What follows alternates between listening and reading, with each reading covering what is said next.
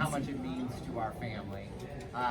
For my mom, most of you know today's her birthday. She would have been 89 years old, and to have a room with this many people at 89 years old, and I know my brothers and I and my sisters are overwhelmed right now about how much my mom poured into your lives, and how just how focused she was on everybody. So really good friends of ours, Steve and Shannon. Shannon asked me a question just a minute ago that really sparked this speech, because she said, "Hey, so today's your mom's birthday.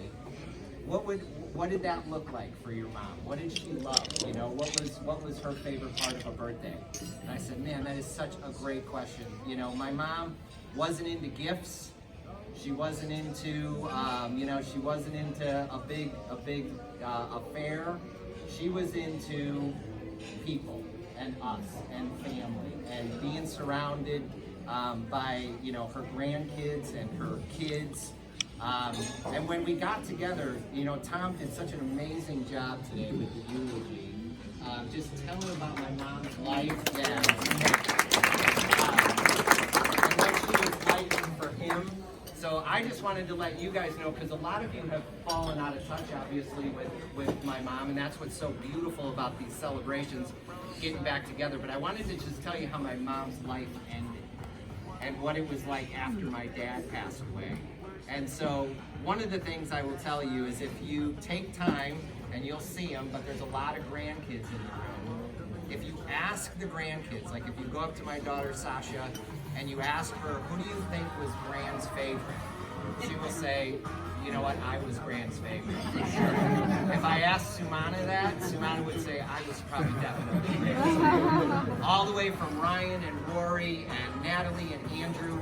Like, my mom had this crazy, had this crazy way of just making, first of all, we used to tell her, and I remember having a conversation with my mom, that she made me feel like an only child. So I know I'm one of 6, but my mom always made us feel like we were an only child, like we were the most important thing. And then to watch her do that with the grandkids is just like, it's such a special quality that it's overwhelming. I mean, she knew what they were into, where they were going to school, what their grades were. She knew everything. I will tell you, for the extended family and cousins, when we would get together, my mom would start asking, "When's the last time you saw Dawn? Like, what's going on with her?" She wanted to know what was going on with everybody, to the very end. And so this is so honorable and so wonderful for my mom, because every one of you she cared deeply about. So great that you came out. And at the very end, I will just say, I got to take a moment to just give just gratitude and thanks to God for the way that He took my mom. My mom feared, getting really sick and being in a bed, or, the way that all of us don't want to go. She feared it. And she prayed all the time. She had a strong belief in the Lord. And so she would pray that she would go quickly, and that it would be, it would be painless. And it's never the right time, and it's never good, and we would never forget her. But there's parts of even this video, if you get a chance to see it, at the very end, there's a scene with the grandkids all around her. And that's so indicative of how my mom's life ended. Like, my brother, had little Ava's the youngest, and my mom would light up when she'd come in the room, and she'd light up when any of the grandkids came in the room, and she'd light up when we came in the room.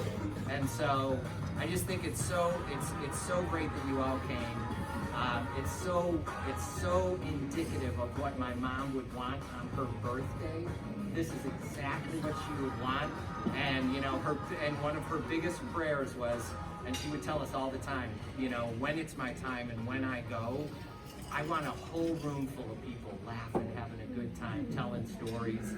I would tell you some stories, but my family would kill me because it goes on and on forever. So I haven't lost that gift. I still can tell a story for hours. But if any of you want to hear some really great stories about my mom, you can, pull me aside. Just tell the story when you get in the car. Just do one story. All right, I'll tell one story. But it won't be quick. Scott, you may have to leave before it's over. Okay. So this is bad. It was not by intention, but my mom was a terrible tease, and she loved to be teased. So I told this story last night because some had never heard it. But when I was 16 years old, so I was old enough to know better. We were living up in Rolling Prairie. My brother Don was working at Heston Bar, and you guys remember, a lot of you have been up to Rolling. It's dark. There's no street lights. It's in the middle of nowhere. And so my mom was waiting to pick up my brother from work. He had a busboy job, and he called at like 11:30 at night for my mom to come get him.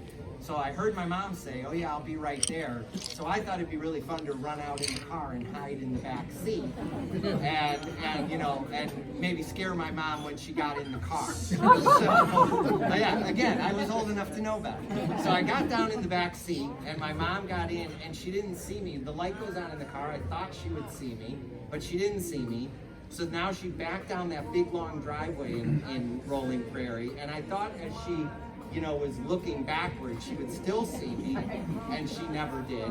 So then I'm on the floor of the car, and I kind of start to panic, because I'm like, now what am I going to do?